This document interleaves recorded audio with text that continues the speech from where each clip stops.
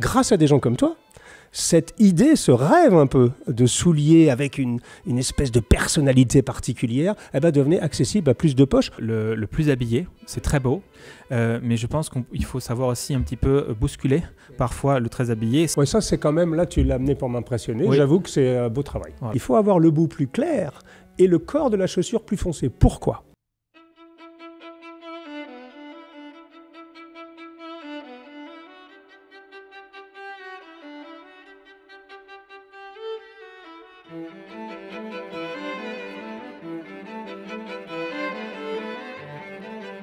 Mesdames, Mesdemoiselles, Messieurs, chers amis, chers abonnés, bonjour et bienvenue dans ce nouvel épisode des discussions sartoriales. Aujourd'hui, nous allons parler souliers. Comme vous le savez, c'est une de mes grandes passions. Je sais que beaucoup de nos abonnés sont extrêmement également passionnés par l'univers du soulier. Et pour en parler aujourd'hui, j'ai un invité particulier. Alors, j'ai une histoire particulière avec ce monsieur puisque on se connaît depuis longtemps. Mais on ne s'était jamais rencontrés physiquement. Et c'est arrivé aujourd'hui. Et quand je suis allé le chercher à la gare, on avait l'impression qu'on se connaissait depuis 10 ans. On s'est même fait la bise alors qu'on a juste réalisé, quelques minutes après, en fait, que c'était la première fois qu'on se voyait. Bon, depuis lors, nous sommes restés copains, nous sommes devenus de vieux amis. Et j'ai la joie, l'honneur et l'avantage de recevoir à ma table, chez nous en Bourgogne, mon ami Mathieu Price, le patron, le propriétaire de la marque 7e Largeur, que beaucoup d'entre vous connaissent si vous suivez les discussions sartoriales depuis un moment. Bonjour Mathieu, comment vas-tu ? Merci beaucoup, merci déjà de m'avoir invité, je suis très content. Effectivement, c'est vrai qu'on a beaucoup discuté, on s'appelait souvent et on avait une vraie connexion et quand je suis arrivé à la gare, en effet, c'était assez naturel. Oui. Donc, alors que normalement, c'est pas tellement mon genre, enfin, je fais attention à connaître d'abord un petit peu avant de... Oui. Effectivement, mais non, vraiment, je suis très content d'être là, merci encore, et voilà, donc ça va très bien, je suis très bien accueilli. Eh ben, écoutez, on essaye, c'est un peu notre marque de fabrique, d'accueillir bien les gens. Je pense que c'est aussi la moindre des choses. Alors, la raison pour laquelle on se connaît bien, c'est qu'en fait, on se connaît via le produit. Moi, je connais bien le produit 7e Largeur depuis de nombreuses années.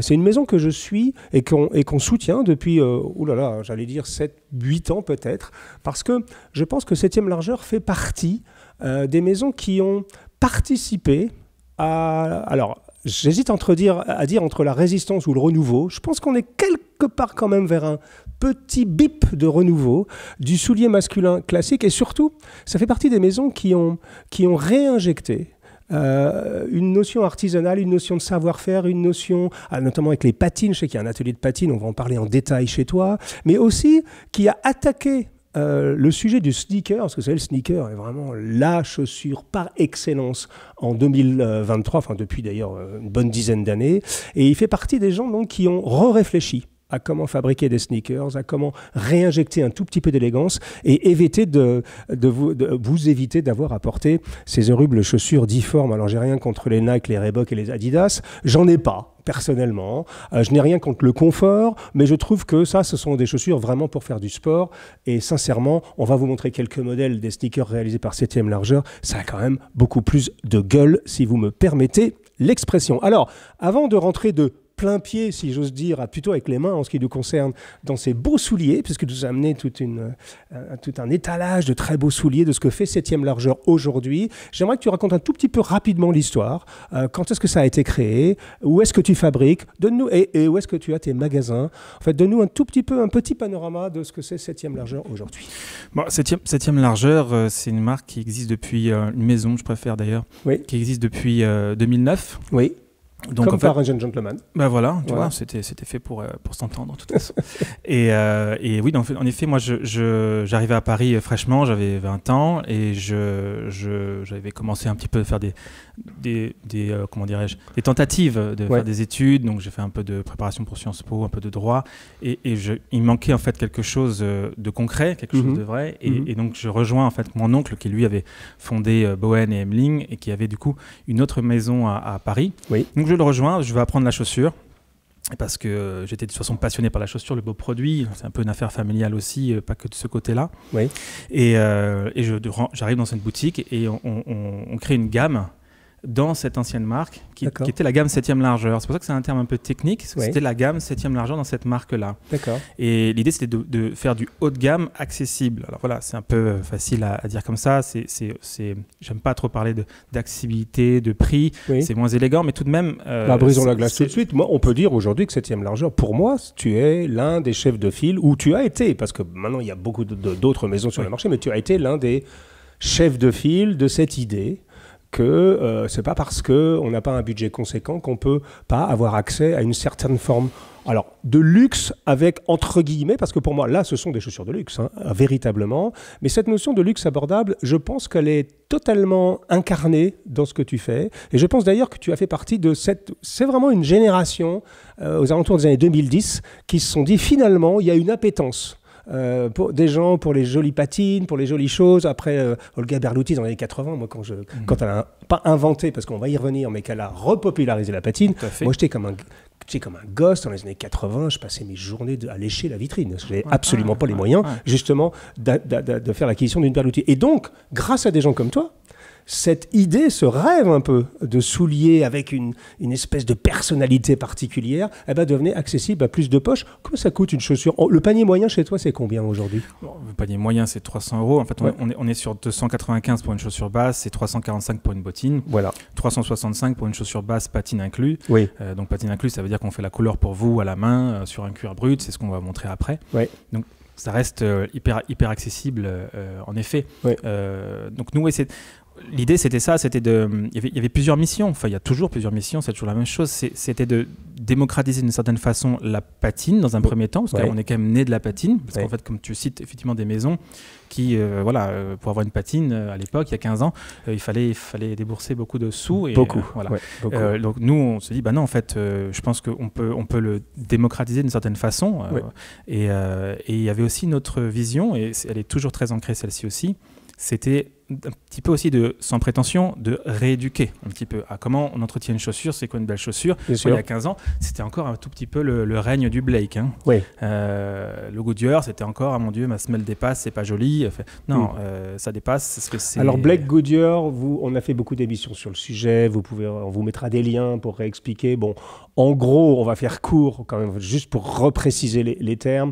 Blake, c'est une technique de montage un peu plus rapide. Je ne veux pas vous faire un dessin trop technique, mais enfin, en gros, sur un montage Blake avec une machine, on fait la couture de la tige et de la semelle en une seule passe, c'est-à-dire qu'il n'y a pas de morceaux de cuir intermédiaires pour le Blake. Et pour le Goodyear, par définition, il y a ce qu'on appelle un petit morceau de cuir qui fait le tour et qui s'appelle une trépointe. Et donc, ce qu'on va faire en montage Goodyear, c'est qu'on va coudre la trépointe sur la tige et ensuite coudre la semelle sur la trépointe également, mais pas au même endroit. Ce qui fait qu'en gros, quand vous avez besoin de ressemeler votre chaussure, vous enlevez la trépointe, vous remettez une trépointe et vous recousez, alors que sur un Blake, il faudrait recoudre exactement dans les mêmes points de couture, donc c'est un petit peu plus compliqué, même si le Blake a beaucoup progressé tout de même depuis un certain nombre d'années. C'est vrai. Qu'aujourd'hui, mais enfin, le standard de la chaussure de qualité, c'est quand même le Goodyear. Je me suis permis de refaire un tout petit résumé. Est-ce que je l'ai bien dit ? C'est très bien dit, c'est le principe. Oui. Tu peux même faire plus rapide. Voilà. Blake, c'est une couture, tige, semelle. Goodyear, c'est deux coutures, avec un élément principal qui est la trépointe qui fait le tour, qui est dissocié. On peut dissocier la semelle complètement, la changer sans toucher la tige. Et donc toi, tu disais que c'était une de tes missions à cette époque-là de réinjecter, si je peux me permettre ce mot-là, du Goodyear dans le monde du Blake. C'était une volonté qui se transformait un peu en mission quand on a vu, encore une fois, l'état fait, du marché, l'état de... nous, on s'est rendu compte, sincèrement, et moi compris, que ma génération ne savait pas entretenir ses chaussures, ne savait pas ce que c'était qu'une belle chaussure, et effectivement, on était sur des gens en fait, qui n'étaient pas très au courant de ça. Ouais. Donc en fait, ça avait sauté une génération, c'est-à-dire que mon grand-père, lui, savait le faire. Bien sûr. Il l'a... Mon grand-père était bottier, donc il savait vraiment très bien le faire. Le mien, non, mais voilà. Mais en gros, il y avait il savait faire, savait entretenir une belle chaussure. Ouais. Ensuite, je ne sais pas pour quelle raison, ça n'a pas été hyper bien transmis en fait au fils, donc mon père, qui du coup ne me l'a pas transmis d'une certaine façon. Même chose pour moi. Voilà, je fais un bref résumé. Moi, j'ai comme une famille un peu donc il y a des chausseurs dans ma famille, etc. Donc c'était pas exactement mon cas. Mais c'est ce que je me suis rendu compte pour mes clients, c'est-à-dire qu'ils étaient un peu perdus. Et cette nouvelle génération, donc la mienne, en dessous, un peu à côté, un peu au-dessus, pardon, elle est hyper friand.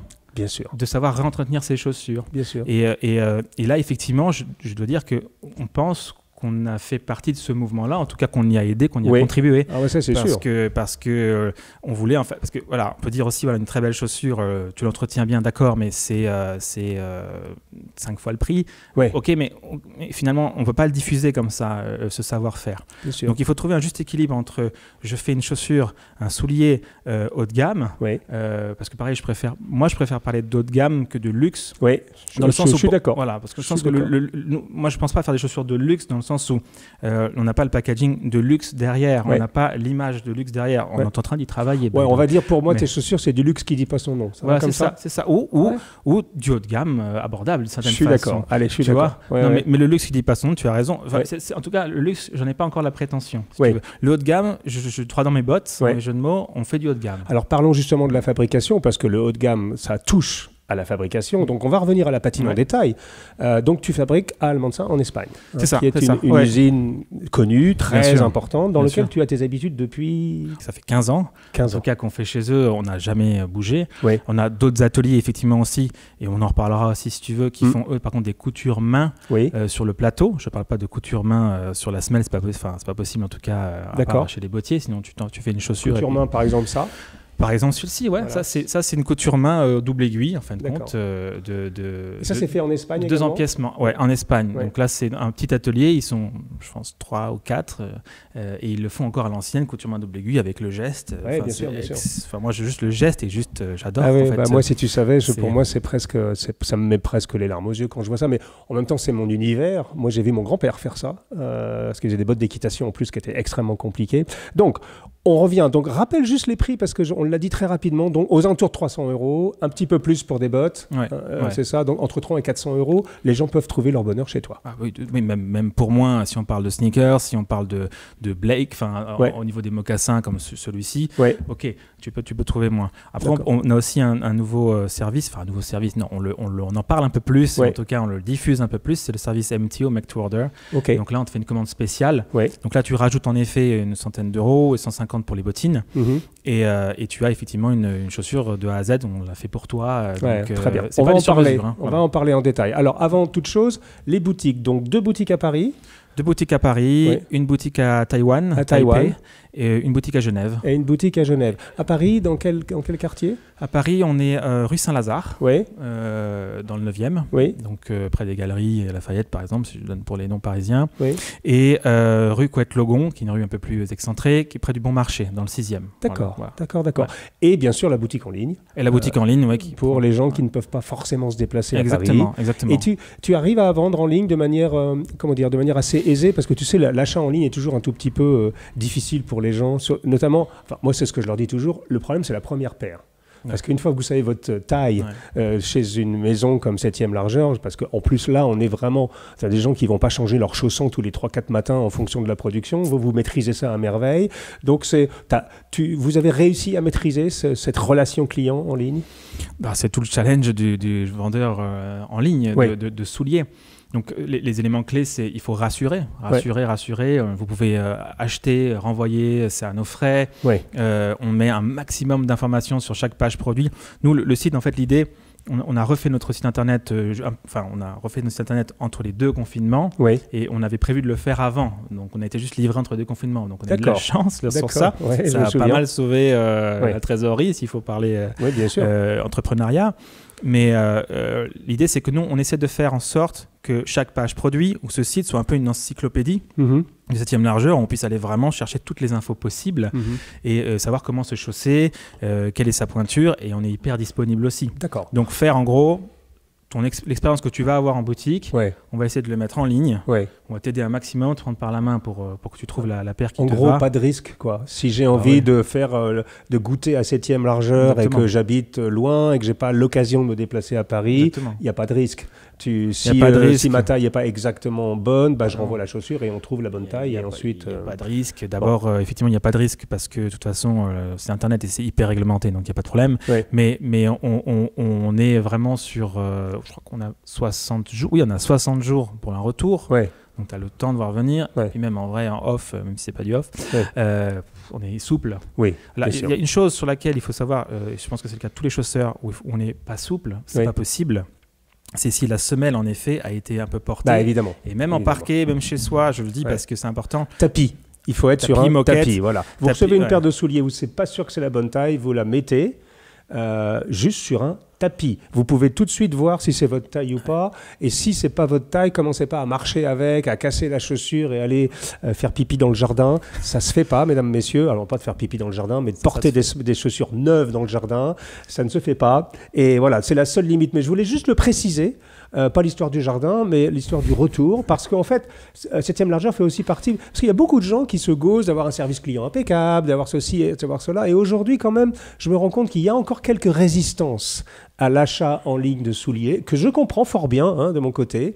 Mais aujourd'hui, je sais qu'il y a certaines maisons, dont la maison que Mathieu dirige, qui, pour le coup, vous prenez vraiment aucun risque. Donc maintenant, le temps est venu de nous mettre les mains dans les bottes, comme on dit chez moi. On va se mettre les mains dans les chaussures, parce que c'est ce que j'adore faire dans ce lieu. C'est pour ça que j'ai mis une grande table aujourd'hui, pour qu'on puisse savoir un petit peu regarder des beaux modèles. Et puis on parlera au fur et à mesure des matériaux, etc.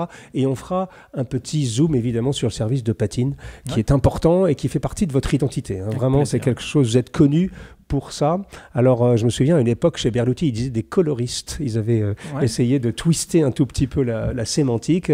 Mais bon, parce que patineur, pour beaucoup, ça voulait dire patineur artistique. Eh bien, tiens, on va commencer directement. Allez, je commence pas par la paire la plus facile, mais je vais commencer par ça parce que je la trouve absolument magistrale. Alors, ça, est-ce qu'on est bien à la caméra, là? Voilà, super. Donc ça, c'est un loafer. Alors, j'essaye de le décrire, parce que je vais le décrire et après, toi, tu commentes. D'accord, on va jouer ce jeu-là. Bon, c'est un loafer en cuir verni. Et alors, on le voit peut-être pas à la caméra, il y a une espèce de plateau simulé. C'est-à-dire qu'il y a une petite couture intérieure, n'est-ce pas? Moi, j'aime bien ça. Alors, c'est pas une boursouflure à proprement parler, ça simule un petit plateau. Et alors, pourquoi je veux parler de ce soulier en priorité? Parce que je trouve d'abord la patine absolument splendide. Tu m'as dit que ton patineur avait été sélectionné grâce à ce soulier. Oui, elle a une histoire particulière. Celle-ci, c'est que je voulais la montrer parce qu'on a la chance d'avoir notre patineur en chef qualifié pour les championnats du monde de la patine au London Super Trunk Show là, en mai. À Londres, qui a été créé par Justin et par notre ami scandinave, Jesper. Et Jesper et Justin, absolument. Et donc, il est très fier et il voulait que je la montre. Et moi, ça me fait plaisir. Et il y a plein de choses à dire en plus dessus, en dehors de la patine. Et c'est un très joli produit. Voilà. Alors, je vois en dessous, il y a un travail avec des petites chevilles en bois. Absolument, ouais. On appelle ça le wood pegging. Absolument, double chevillage bois, on le double en effet, avec un léger cambrian en relief et une semelle sous gravure fermée, absolument. Alors, qu'est-ce que tu as envie de nous dire en plus sur ce soulier? Alors, c'est un cuir qu'on a glacé, mais qui n'est pas verni, je précise quand même. C'est justement la beauté de la chose, c'est quand tu réussis un beau glaçage, tu as l'impression que le cuir est verni. Et moi, j'évite, si tu veux, les cuirs vernis parce que ça ne respire plus, la fleur est saturée. Je me suis fait avoir, mesdames, messieurs, je pensais que c'était un vernis, mais il est tellement glacé. Il est tellement glacé. Ce qui est pas bien, ce que je ne recommande pas. Parce qu'en fait, tu vas porter, ça va craqueler. Évidemment. C'est joli parce qu'il faut qu'on a envie de le montrer. C'est des chaussures d'apparat, on la met sur sa cheminée, on l'observe, on l'admire, c'est génial. Mais c'est pas, on va les porter, ça va craqueler au niveau du glaçage, au niveau des plis d'aisance. Par contre, tu peux glacer autant que tu veux sur le bout dur, sur les contreforts et sur certaines parties même de la pâte, mais tu évites de glacer toute la chaussure. Là, on l'a fait exprès pour le show et pour qu'il soit qualifié et les juges de toute façon comprennent très bien. Et puis là, il y a du boulot là-dessus. Il y a du boulot et moi je l'ai vu travailler. Il venait les dimanches à la boutique pour se concentrer, pour pas faire les paires de commandes de clients qu'on a, mais pour se concentrer sur celle-ci. Donc c'est un vrai passionné. Et oui, et puis techniquement, tu as raison, c'est tout à fait ça. C'est une couture c'est une boursouflure simulée. Enfin, nous, on appelle ça une couture main double aiguille pincée inversée. Ça fait un peu beaucoup de termes, mais en gros, c'est une couture main que tu as la même chose sur celle-ci, sur une double boucle, sauf qu'on retourne la peau. Et ça donne, en fin de compte, au fil du temps, elle va se révéler, cette couture. C'est très joli. Voilà. Et ce que j'aime faire, moi, justement, sur ce genre de produit, c'est on a un marteau dommage je l'ai pas amené, on a un marteau de cordonnier un peu bombé, je pense que tu vois ce que c'est. Très bien. Donc c'est un marteau où vous avez un peu c'est un peu ovale, c'est un peu bombé au-dessus, et on écrase en fait avec ce marteau là les coutures, on écrase effectivement on les malaxe, on les écrase, on malaxe pour enlever pour enlever les plis d'aisance, et on écrase aussi les empiècements, même s'ils sont très bien parés. C'est important encore d'écraser. Et là, si tu écrases en plus cette couture main inversée, elle va se révéler un peu comme un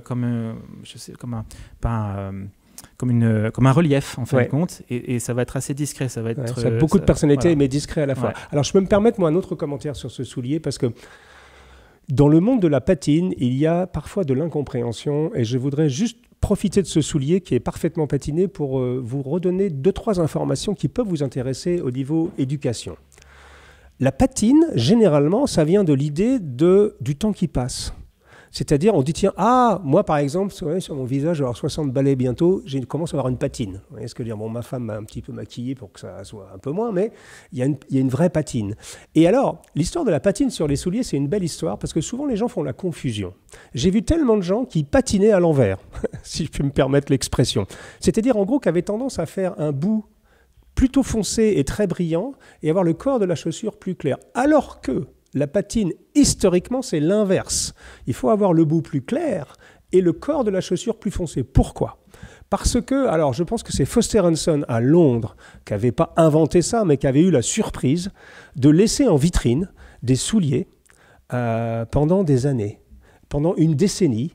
Et le travail du soleil en transparence par la vitrine donnait un résultat absolument stupéfiant. Berluti, dans les années 80, faisait la même chose, laissait des souliers dans la vitrine pendant des années, et le temps et le travail, le temps faisant son œuvre, et le soleil faisant son œuvre également, petit à petit, ces souliers commençaient à s'éclaircir sur le bout dur et à garder leur couleur sur l'avant. Et donc, les patineurs, on va dire jusqu'au boutiste, je pense à Stéphane Villette, par exemple, à Bordeaux, qui travaille pour Stéphane Jiménez, eux aiment garder cet état d'esprit d'avoir donc le bout comme si le temps et le soleil avaient fait leur œuvre sur une paire de souliers. Alors bien sûr, maintenant, on travaille au pinceau, on le simule, c'est-à-dire qu'on essaye de simuler le passage du temps. Mais je suis permis de dire ça parce que souvent les gens... Et donc, je te félicite, parce que ça, c'est... Alors, tu féliciteras... Comment s'appelle-t-il ? Philippe. Il s'appelle Philippe. Donc, Philippe, tu le féliciteras parce que c'est exactement une patine dans les règles de l'art. Mettons maintenant les mains...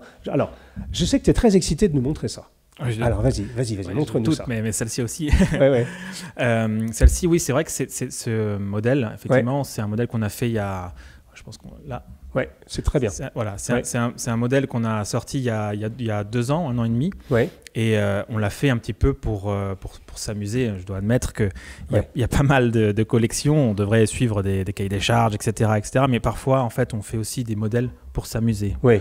C'est vrai que c'est assez créatif. Un mocassin à pampille à plateau avec une semelle Vibram Commando, moi, j'en ai rarement vu. Voilà. Ouais. Mais c'était pas gagné. Hein. Ouais. Mais en fait, on est content. C'était un vrai succès. Ouais. Elle est effectivement, elle a beaucoup de personnalité. Et moi, je trouve qu'elle représente bien la maison dans le sens où j'essaye toujours, moi, d'allier le casual à l'habiller, mais toujours en respectant le savoir-faire. C'est-à-dire que si tu veux un peu déconstruire d'une certaine façon le très strict, il faut savoir avant comment ça se construit. Bien sûr. Si tu veux. Bien sûr. Donc alors là, si tu savais à quel point je suis d'accord avec toi, avant de déconstruire, il faut construire. Voilà. Oui, donc tu as construit, et là tu as déconstruit avec ce soulier qui est un exercice de style un peu particulier, parce que généralement, sur un mocassin à pampille comme ça, on met plutôt une semelle en cuir. Normalement. Exactement, on met une semelle en cuir. Bon, on met des pampilles plus ou moins... on peut mettre des pampilles d'autres couleurs. Enfin, voilà. Là, on a fait un truc très sobre, mais qui a de la gueule. Pardonnez-moi l'expression. Mais voilà. La gueule, qui a de la gueule avec une semelle Vibram, qu'on a fait une semelle Vibram Gumlight, donc c'est une semelle Vibram qui est particulièrement légère, mais on a quand même laissé, si tu veux, le talon avec des strates de cuir. Ça pareil, chez nous, toutes nos chaussures, c'est pas des talons en bloc Salpa, c'est des talons, c'est des strates de cuir posées à la main. On le fait même aussi sur cette Gumlight avec bien sûr le bon bout en gomme au bout. Je peut-être un peu de technique, mais voilà. Et moi, je l'avoue, c'est réussi. Voilà. C'est réussi, j'avoue. Tu les fais dans différentes couleurs, ce modèle-là? On le fait aussi en velours marron, oui. de chez Stead aussi. D'accord. Et là, c'est un box de chez Vanheimer. Et bien évidemment, comme je disais, on peut faire du make to order. Donc, quelqu'un qui est intéressé, on en a fait même pas mal en fait. Bien sûr. On peut le faire à patiner, on peut faire là sur des commandes spéciales. Donc tu peux l'acheter en box calf à patiner. Ouais. Et donc, moi, si je veux une paire, par exemple, je peux faire la couleur que je veux. Voilà, tu craques là demain, tu dis, moi, je veux, j'aimerais une Vadio Commando. Ça s'appelle comment? Vadio Commando. Vadio, c'est son nom de scène qu'on a toujours. La Vadio Commando. La Vadio Commando. Voilà. Et tu la souhaiterais à patiner. Oui.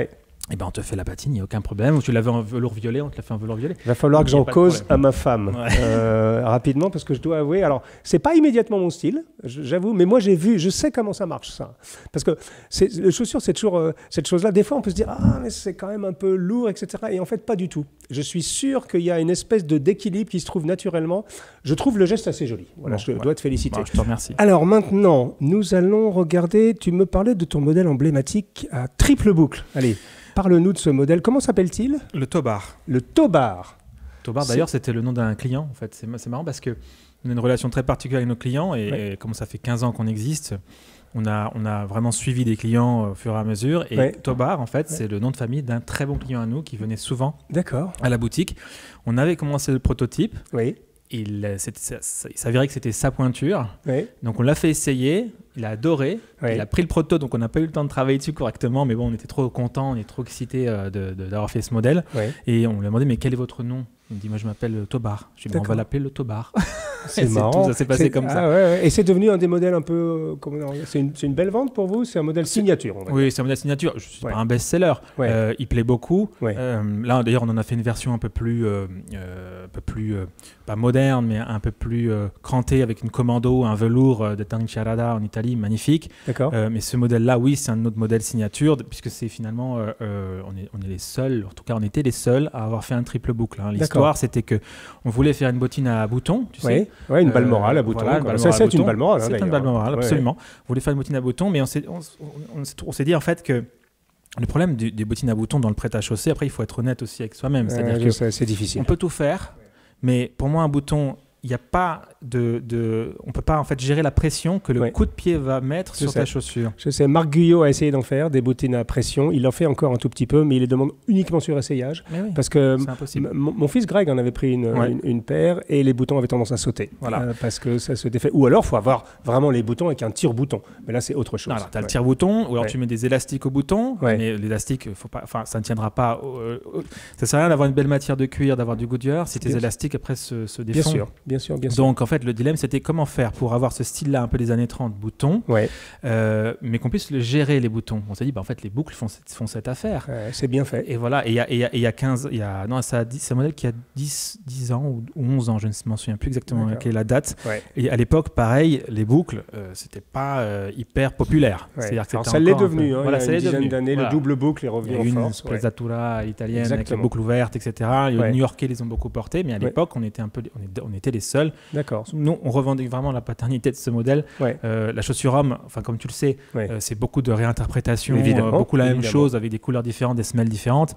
Bon là, celle-ci, on l'a fait, c'est un peu notre bébé et donc on la déploie sur différents modèles, sur différentes semelles. Voilà. Donc, mesdames, messieurs, la Tobar, qui est le modèle emblématique, signature de la maison 7e largeur. Alors évidemment, moi je peux vous donner mon avis, c'est très beau, il n'y a rien à dire, c'est très fin, c'est très élégant, il faut savoir le porter. Voilà, c'est-à-dire que si vous démarrez votre démarche sartoriale, c'est pas forcément avec ce genre de soulier que vous allez démarrer instinctivement, mais si vous vous sentez le courage de démarrer avec ça, pourquoi pas. Petit point de détail technique, ce qu'on appelle un soulier Balmoral. Alors parce qu'il y a un petit peu de confusion, parce que les Anglais appellent un Oxford un Balmoral. Maintenant, c'est un peu compliqué. Le Balmoral, c'est cette couture en fait, toute simple, qui va jusqu'à l'arrière de la chaussure, contrairement à d'autres coutures qui vont s'arrêter au milieu et qui vont faire, comme une vague ici. Donc ça, c'est ce qu'on appelle une couture Balmoral. Voilà, c'est juste un tout petit peu d'éducation, parce que tu sais, Mathieu, dans la sémantique, on est toujours un peu perdu. Ouais, Et surtout quand on commence à s'intéresser à l'art sartorial, ça peut être un peu submergent, la sémantique de l'art tailleur, et dans la chaussure, c'est encore pire. Donc voilà, le tobard de chez 7e largeur. Allez, continuons notre voyage dans les souliers 7e largeur avec, allez, c'est moi qui... Alors, celle-ci. Cambre. Alors vas-y, raconte-moi ça. Alors, ça, c'est une Chelsea boot. Ouais, c'est une Chelsea boot. Ouais. Je la montre, je l'aime bien parce que là, pareil, elle est truffée de technique. Si d'accord. Ah, ben c'est un Norvégien. Exactement. Ah, mais je ne l'avais pas vu tout de suite parce qu'il il est teinté, en exactement, fait. Donc, exactement. Voilà, c'est un Norvégien. Alors, on ne ouais. le fait pas sauter à la figure avec un Norvégien avec une couture écrue. Moi, j'aime bien, mais on le laisse un peu subtil. C'est toujours un petit peu l'idée de la maison, c'est qu'on essaie d'être subtil, discret et en même temps avoir une certaine personnalité avec nos modèles. Mm-hmm. Donc, on fait de l'habillé, décontracté, on fait un peu des deux. Ouais. Là, pour le coup, ça remplit bien son rôle puisque finalement, donc c'est un grand cambre. Ouais. Et ça, c'est important et on en est très fiers, je dois dire. Ouais. C'est qu'on le fait sur un seul morceau de peau. Le grand cambre, c'est ça. C'est ça. Voilà, exactement. Il n'y a pas de couture du coup ici ni de l'autre côté. C'est monté le grand sur un seul cambre morceau emblématique étant le grand cambre de Weston, qui est très célèbre évidemment, qui s'appelle d'ailleurs le grand cambre et qui est donc c'est un seul morceau de cuir. Exactement. Et on est peu de maisons. Enfin, si vous vous baladez, vous regardez un peu à droite à gauche, et vous avez normalement toujours une couture là sur les côtés. Voilà. Donc là, tu as multiplié les performances. C'est un grand cambre. Cousu norvégien, alors pareil, techniquement, on ne va pas vous refaire un cours, mais on va dire, on dit norvégien parce que la Norvège n'est pas connue pour être c'est pas là où vous allez vous faire bronzer dans un resort en Norvège, ça caille un peu. Et puis surtout, les conditions climatiques sont assez rudes, on va dire. Et donc, ce cousu norvégien est un cousu extrêmement robuste, on va dire ça. C'est presque un double Goodyear. Alors, on ne va pas rentrer dans les détails techniques, mais ça fait quelque chose d'assez joli. Alors, généralement, moi, j'ai été surpris, je ne l'avais pas vu tout de suite, en fait, parce que vous avez même fait une teinture, elle est colorée, en fait, la couture. Ouais. Et donc, c'est quand même une vraie performance. Donc, une Chelsea boot sur semelle Vibram, grand cambre avec un cousu norvégien. Exactement. Et sur un velours des tanneries Stead. On a mis de l'italien avec la semelle Vibram, institution. Bien sûr. Semelle Vibram et Day Night, de toute façon, c'est les deux. On pourra en reparler après sur Day Night. C'est des histoires incroyables pour l'essai de maison. Tannerie Stead pour le velours. Sur un grand cambre, avec effectivement un cousu norvégien qui fait tout le tour. Norvégien qui fait vraiment le tour d'ailleurs avec un paraquet. Donc, oui, c'est un modèle qui a été très populaire. Alors maintenant, je vais hésiter entre ces deux-là. Ah, parce que là, c'est pas la même chose. Ça, c'est par définition, c'est ultra polyvalent. Exactement. Ça, tu mets ça avec un jean, tu mets ça avec un denim, tu mets ça avec un pantalon de flanelle, ça marche avec tout quasiment. Ça marche avec tout, mais bon, choisir c'est renoncer. Donc moi, je te conseille de prendre les deux. C'est le plus. Là, il faudra qu'on discute avec Sonia parce que c'est la patronne qui va décider sur ce genre de sujet. Mais bravo. En tout cas, je vois que tu as un peu l'obsession quand même de mélanger casual, enfin décontracté et habillé, et t'aimes bien mélanger les styles, c'est-à-dire de mettre des semelles Vibram un peu commando comme ça avec des souliers qui en apparence sont plutôt fins normalement. Moi, je trouve que ça donne de l'équilibre aussi. C'est-à-dire que j'adore le plus habillé. C'est très beau. Mais je pense qu'il faut savoir aussi un petit peu bousculer parfois le très habillé. Encore une fois, si on sait bien le faire. Et c'est pareil, même je trouve que pour l'architecture, c'est toujours très réussi. Tu sais, une vieille bâtisse. Bien sûr. Tu l'enrobes en fait d'un élément hyper moderne. Bien sûr. Moi j'adore. Ça marche toujours très bien. Moi, par exemple, au 3e étage de cette maison qui est du XVIIe siècle, on est en train de regarder pour l'habiller avec du mobilier de chez Vitra, avec là où on est vraiment dans le mobilier contemporain. Exactement. Et ça marche toujours très bien comme accent. Et je trouve ça très très joli. Donc combien coûte cette paire? Parce que celle-ci, moi je pense que c'est vraiment un très très très beau produit. Combien ça coûte ça? Celle-ci, on a 345 €. 345 €, c'est accessible, mesdames, messieurs. Alors je sais, pour certains, 345 € c'est beaucoup d'argent, mais je peux vous garantir que ça, avec un entretien minimum, parce que là, franchement, sur une semelle Vibram, il n'y a quasiment pas d'entretien. Même le velours. Un tout petit peu d'entretien. Le velours, la semelle Vibram, ça, si vous l'entretenez un tout petit peu et si vous ne pataugez pas dans la neige tous les 3-4 matins, je pense qu'elle peut vous survivre même, cette paire de souliers. C'est très beau. Et elle a sa petite sœur là à côté. Exactement, alors ça, je me suis fait avoir aussi quand je l'ai touché. Elle dit, c'est beau, on dirait un cuir huilé. Et en fait, c'est un velours huilé. Oui. Alors, le velours, c'est du cuir. Mais bien sûr, mais je pensais que c'était un box, en fait. Non, c'est côté chair. La différence, le velours, le nubuck et le cuir, voilà, elle est là, en fait. Comment s'appelle ce modèle ? On l'appelle le moissac. Le moissac. Et elle est donc, du coup, en cousu norvégien Stormwelt. Donc ça, pareil, on pourra mettre même des... Et c'est une Day-Night. Et c'est une Day-Night. Ouais. Moi, j'adore Day-Night aussi. C'est l'autre modèle on va dire, de robuste, de semelle robuste. C'est la Day-Knit, on dit en français. Et on a la Vibram et la Day-Knit. Voilà. Vous voyez. Et toi, pourquoi tu as un amour particulier pour la Day-Night ? Je trouve que, en qualité, ils sont vraiment très au-dessus, Vibram et Day-Night, mais ils sont très complémentaires. C'est-à-dire que pour moi, le Vibram, c'est plus de l'adhérence, même montagne, neige, tu peux y aller. Après, si tu es en ville ou s'il y a du parquet, avec ta Vibram, c'est bien, mais il faut faire attention parce que ça peut garder un peu de saleté. Évidemment, ça garde des petits cailloux. Des petits cailloux dans ta cave à vin, dont on a parlé. Donc, effectivement, après, voilà, c'est pas très grave, mais la Day-Night, elle est plus ville, elle est moins épaisse. Mais c'est eux qui maîtrisent le mieux, je trouve, le picot. D'accord. Le picot, c'est cette chose-là. Donc, Day-Night, c'est anglais, c'est britannique. C'est anglais. D'ailleurs, c'est un jeu de mots. Enfin, c'est Arboro, le nom de la marque, en fin de compte, de l'usine. Et c'était la marque. Ils ont créé une marque qui s'appelle Day-Night parce qu'ils travaillaient jour et nuit, day and night. Day and night. J'ignorais ça. C'est rigolo. C'est pour ça que donc ça a été incroyable. Une marque, en fait. Donc vous avez appris. Moi-même, j'ai appris quelque chose. La Day and night, je ne savais pas. Donc Vibram, c'est ça. C'est plus une notion d'adhérence avec cette semelle. Alors moi, je disais en rigolant, j'ai une cave avec un peu de gravier. Parce que j'aime beaucoup le vin et quand j'y vais, j'ai tendance à ramener dans ma semelle Vibram un petit peu de gravier. Donc c'est pas bien grave, il suffit de l'enlever vite fait. Alors que la Day-Night, c'est plutôt des picots. C'est ça. Donc c'est plus ville, je suis d'accord. C'est un tout petit peu plus fin, alors toute proportion gardée évidemment, mais ça c'est indestructible. Ah oui, tu peux y aller. Et puis le Waxy Commander au-dessus, en fait, qui est un velours huilé en fait. D'accord. C'est-à-dire qu'on prend un veau velours et on l'huile en fait pendant longtemps, etc. Et ça donne ça. Et ça, c'est Alex qui est derrière. Alex qui est derrière la caméra, il a flashé. Bon, très bien. Ça va falloir qu'il discute avec toi. Mais excuse-moi, je t'ai interrompu, mais c'est très joli. J'adore ça. Donc vous voyez, mesdames, messieurs, il n'y a plus de la frontière entre le décontracté, le casual et le chic est en train de s'effacer. Et c'est pas parce que vous vous habillez de façon plus workwear ou plus streetwear que vous pouvez pas avoir accès à du haut de gamme en souliers. Et je peux vous garantir ça pour aller 350 €, des choses comme ça. Je vais pas vous faire l'article, j'ai pas d'action chez 7e largeur, j'ai pas de commission sur les ventes. Simplement, je trouve que cette chose-là, ça, si vous au lieu d'acheter 3 mauvaises chaussures à 100 €, économisez un peu et achetez-vous ça. Et ça, je peux vous garantir, je vous le signe, ça va vous durer un sacré moment, sauf si vous allez gambader dans Paris pour faire des bêtises, mais ça, c'est un autre sujet. Alors, parlons des sneakers. On est dans le monde décontracté. Passe-moi, je vois les sneakers là. Les deux. Allez, passe-moi les deux sneakers. Alors ça, je sais ce que c'est tout de suite. Au toucher, c'est du cerf. Okay. Alors, parce que c'est un cuir un peu granulé comme ça. Et ça, alors... Et Manuela, qui travaille avec nous, m'a dit « Oh, c'est marrant, on dirait du bois ». Et c'est un peu l'idée, non ?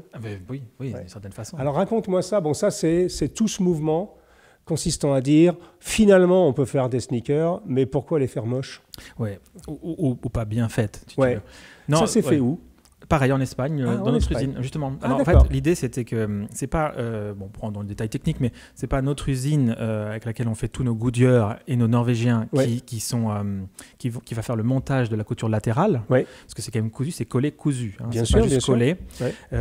Mais par contre, la tige, c'est-à-dire tout l'élément à plat de la chaussure, est quand même fait dans notre usine. Parce que moi, l'idée c'était, il ne fallait surtout pas qu'on baisse le cahier des charges, si tu veux. C'est de dire, je veux le même point au centimètre, je veux le même parage, je veux le même... C'est presque un one cut monté sur une semelle sneaker. Alors, c'est exactement ça. Tu vois, le one cut, tout ce qu'on t'a montré avant, tout ce qu'on a montré avant, c'est la même qualité de posterie, de doublure, et voilà, on n'a pas baissé parce que c'est une sneaker. Bien sûr.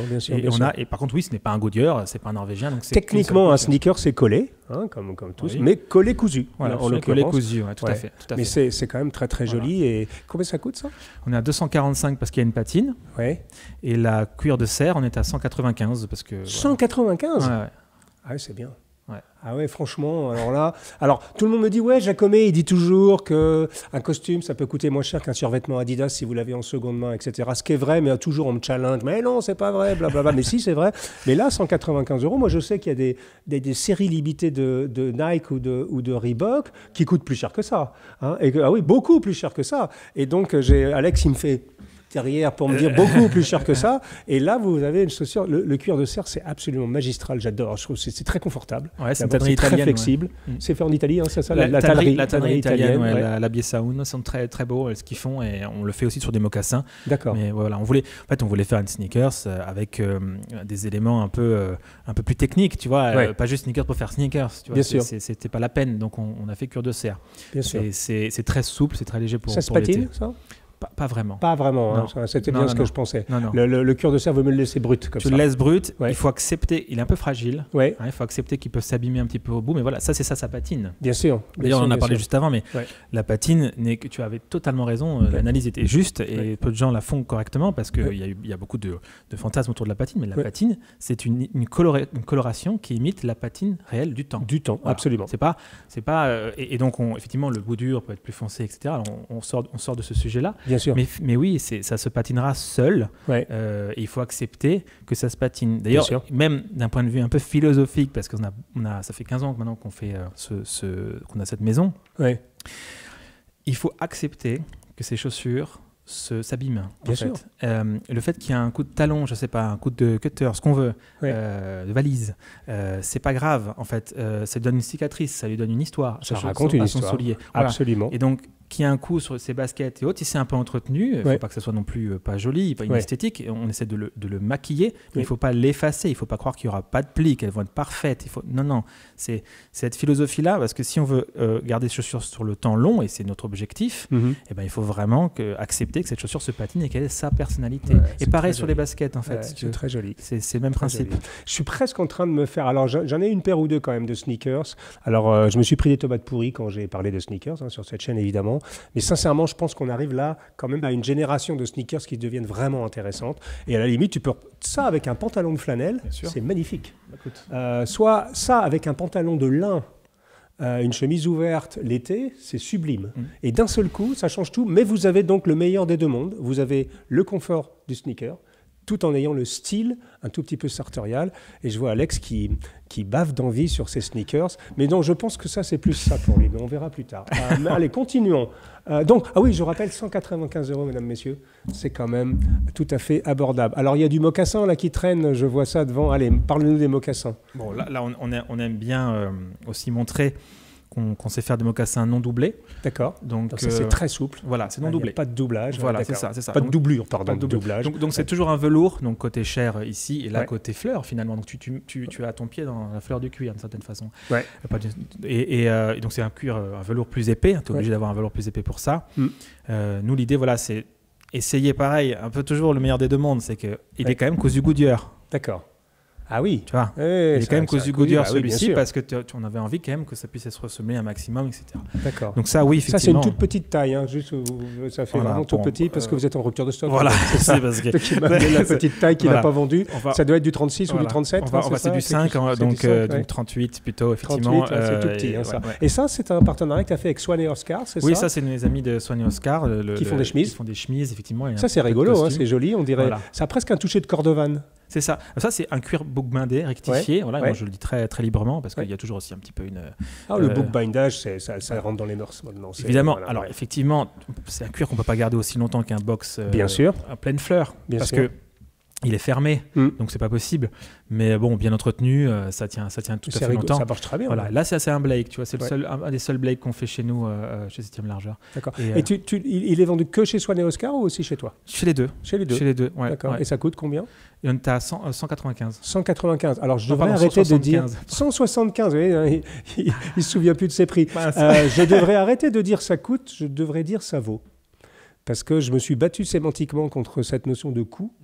Je trouve qu'il y a des choses comme ça, c'est pas un coût, c'est une valeur. C'est-à-dire, soit tu peux considérer que tu achètes une chaussure, c'est un coût, de pied en l'occurrence, mais bon, je ne pouvais pas ne pas la faire. Hein. Celle-ci, elle m'est passée, un an, j'ai passé. Bien joué. Non, mais réellement, le coût, acheter un soulier de qualité comme celui-ci, je pense que c'est plutôt une valeur qu'on achète. On achète une valeur, on achète quelque chose qui va durer, on achète quelque chose aussi, et surtout on comprend aussi ce qu'on achète. Il y a une technicité derrière, il y a un artisanat derrière, et même si on a tendance à un peu surchanter les louanges de nos artisans ceci, nos artisans cela, chez 7e Largeur, je sais que ça a du sens, je connais cette usine, et je sais qu'ils font vraiment du très bon travail. Allez, encore une ou deux pour conclure. Là, tu m'as amené, amené une œuvre d'art. L'artillerie lourde. Là, tu as voulu m'impressionner. Oui, absolument. Alors, vas-y, raconte-moi ce que c'est, ça. C'est une triple semelle. Il y a trop de choses à dire. Oui, voilà, c'est une triple semelle. On appelle ça aussi un double trottoir. Ouais. Donc, c'est un cousu Goodyear. C'est pas du norvégien. C'est à 2 coutures. Donc là, 2 trottoirs, une couture, 2 coutures. Voilà. Là, ça me pensait à la triple semelle de chez Weston. Ouais. J'avais ça quand j'étais gamin dans les années 80. Enfin, gamin. J'économisais pour m'acheter d'occasion des triples semelles de chez Weston, pour être plus précis. Voilà. Mais ça me fait penser à ça. Et ça me fait penser aussi à la chasse aussi de chez Weston. C'est un peu en mix. C'est un mix. D'ailleurs, c'est un demi-chasse d'une certaine façon. Ouais. Et on est sur une couture main double aiguille pincée. C'est-à-dire que, là, on rentre un peu dans la technique, mais c'est intéressant tout de même. Cette partie-là, cette peau-là, est un seul morceau de peau. Donc, c'est 100% esthétique. D'accord. On n'a pas besoin d'avoir une couture là dans l'absolu. C'est pas pour ramener 2 plateaux ou pour ramener 2 empiècements. C'est simplement pour habiller la chaussure. Ouais. Et donc, c'est fait encore à la main, le geste. Et là, on est rare encore. Je dois le dire quand même, on est rare à le faire encore à la main, ce geste-là. Et d'ailleurs, on a de plus en plus de mal à trouver les artisans qui le font. Ouais. Et on est sur effectivement une chaussure en cordovan. C'est du cuir cordovan. J'étais en train de te dire, mais ça a quand même un toucher particulier. Voilà. C'est du cuir cordovan. C'est du cordovan japonais. Japonais, c'est sublime. Et le talon, pareil. Là, dans celui-ci, on le voit bien parce qu'il est assez gros, mais c'est vraiment des strates qu'on pose à la main aussi pour faire le talon. Sur le talon, voilà, bien sûr. Il est fait 100% cuir. Ouais, ça, c'est quand même, là, tu l'as amené pour m'impressionner. Oui. J'avoue que c'est un beau travail. Voilà. Bon, c'est remarquable. Tu fais ça sur demande uniquement, j'imagine. C'est du make to order. Uniquement. Ah oui, uniquement. Parce que là, c'est vraiment un travail très particulier avec le nez jointé, etc. C'est très beau. Ouais. Magnifique, tu as avoué, 7e largeur. Là, on tutoie quand même pas la haute botterie, mais on tutoie la botterie de très très très haut niveau avec ce soulier. Et alors, vous seriez surpris d'ailleurs, parce que bizarrement, quand on voit un soulier comme ça, on se dit « Ah, c'est un peu pâteau, c'est un peu lourd, etc. » Vous mettez ça au pied, ça tout de suite. Alors là, vous changez presque de posture. Rien comme ça vous change la posture. Ouais. Pour moi, rien n'est pâteau, rien n'est vieux, ringard. C'est vraiment avec quoi on va le mettre, comment on le porte et comment on l'assume. Et en fait, on peut tout faire. C'est bien vraiment, il y a bien sûr. Si c'est bien fait. Bien sûr, bien sûr. Alors, on ne va pas rentrer dans le détail. Il y a très beau double boucle ici.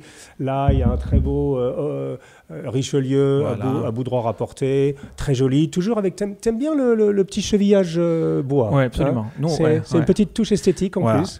C'est vrai que ça maintient un peu plus la voûte plantaire, parce que tu as le cambrion ici qui est en relief, donc ça c'est vraiment, on aime bien mettre quand même le cambrion en relief, et on l'habille en fait, on l'encercle d'un double chevillage bois, c'est des chevilles en bambou. C'est vrai que ça va maintenir un peu plus, mais c'est surtout esthétique, pour être franc. Ça c'est un basique celui-là, c'est vraiment un très joli soulier. C'est un basique, et l'idée c'était je pouvais montrer aussi qu'on fait nos propres couleurs. Tu vois, un cognac comme ça, tu le trouves nulle part, parce qu'en fait nous on a la peau à plat, on reçoit la peau à plat du tanneur en usine, et on va la teindre à plat, donc dans nos formules, le cognac, et ensuite on monte la paire, ce qui est l'inverse d'une patine. On monte la patine, on la monte en crust, en brut, en blanc. Et ensuite un artisan au pinceau va le faire sur la chaussure. Là c'est l'inverse, si tu veux. Sur certaines gammes de prêt-à-porter comme ça, j'ai compris, tu fais la teinture des peaux que tu reçois à ton usine directement. C'est ça, à plat, et on monte, et pas sur certaines, en fait sur tout sauf de noir, parce que le noir c'est une tannerie Weinheimer, on prend un classique, on aime beaucoup. Bien sûr. Les couleurs, donc cognac, chocolat et prune, c'est fait dans nos teintures. Donc ça nous permet d'abord d'être agile, puisqu'on peut déteindre, on peut décolorer un peu et faire une petite patine express d'une certaine façon sur un cuir qui est déjà uni, ou on peut aussi avoir du coup notre propre signature de couleur. Le cognac comme ça tu le trouves pas ailleurs, parce que c'est notre cognac. Formidable. Voilà. Bon écoutez, je pense qu'on a fait à peu près le tour. Alors vous savez, le problème c'est que quand il y a des gens comme Mathieu, et particulièrement Mathieu à ma table, on pourrait continuer 2 heures. On pourrait, alors si parfois vous trouvez qu'on jargonne un peu, le bout dur, le cambrion, le wood pegging, le machin, etc. Ça vous donne, c'est une invitation pour vous à vous documenter. Je veux dire, le monde du soulier est un monde absolument fascinant. Le soulier, même quand il est fabriqué à la main, c'est un objet qui est très particulier, parce que c'est un objet d'abord qui est en volume, qui est en 3D, qui est joli par lui-même. C'est ce que je dis toujours, un costume, le plus beau costume du monde sur un cintre, il ressemble à rien. Il faut le mettre sur soi pour le comprendre. Un soulier, c'est tout de suite un objet particulier. Mais surtout, ce qui est étonnant, c'est que c'est une espèce de fusion entre l'archaïsme de l'intérieur. Il y a du liège, c'est quand vous ouvrez un soulier, on dirait que c'est archaïque un peu ce truc-là. Les entrailles sont pas très belles. Et la beauté et presque la carrosserie extérieure qui amène quelque chose. Et bien sûr, la chose la plus importante, c'est mettez des souliers, mesdames, messieurs, mettez des belles chaussures. Vous allez voir, d'un seul coup, vous n'allez plus être la même personne. On a des centaines et des centaines d'histoires de personnes qui, pour la première fois, ont porté un soulier en cuir alors qu'ils n'avaient porté que des sneakers ou des baskets ou des trucs de jogging toute leur vie et qui, d'un seul coup, se sont trouvés complètement différents. Et je peux vous garantir que c'est la vérité. J'en parlais avec Frédéric Tadei dans une émission de télé il y a quelques années où il me disait « Mais c'est vraiment, cette génération, ils n'ont jamais porté de souliers en cuir. » Et en fait, aujourd'hui, grâce à des maisons comme 7e Largeur, comme d'autres acteurs sur le marché, eh bien, c'est possible en faisant même la transition par des sneakers de bonne qualité, et vous allez voir que ça change tout. Merci Mathieu pour ta présence, c'est toujours un plaisir de... Alors, je vais dire, c'est toujours un plaisir de se voir, c'est la première fois qu'on se voit, mais on discute souvent au téléphone, c'est toujours un plaisir de discuter avec toi, oui, et j'espère que c'est pas la dernière fois qu'on se voit. D'ailleurs, je peux vous dire que c'est sûrement pas la dernière fois qu'on se voit. Voilà, et donc 7e Largeur, mesdames, messieurs, 2 boutiques à Paris, on va vous mettre les liens dans la description, la boutique en ligne, une boutique à Taïwan, du beau travail, une boutique à Genève également, du beau travail, du sérieux, du lourd, du beau, hein, comme on dit chez nous, tout simplement. Et surtout, quelque chose de... Vous êtes en sécurité. Voilà. Si vous avez envie, parce que pour certains, 300-400 euros, c'est beaucoup d'argent. Eh bien, si vous les mettez dans cette maison, vous êtes en sécurité, vous faites un bon choix. Nous, c'est une maison qu'on suit depuis pratiquement l'origine, on peut dire ça. Et qu'il était grand temps quand même qu'on rencontre Mathieu en personne et nous allons fêter ça avec une bouteille de champagne. Je vous donne rendez-vous pour un prochain numéro de nos discussions sartoriales. D'ici là, chaussez-vous bien et si vous n'avez pas encore fait l'achat d'une belle paire de chaussures, faites l'essai, je vous en prie. À très bientôt les amis. Au revoir.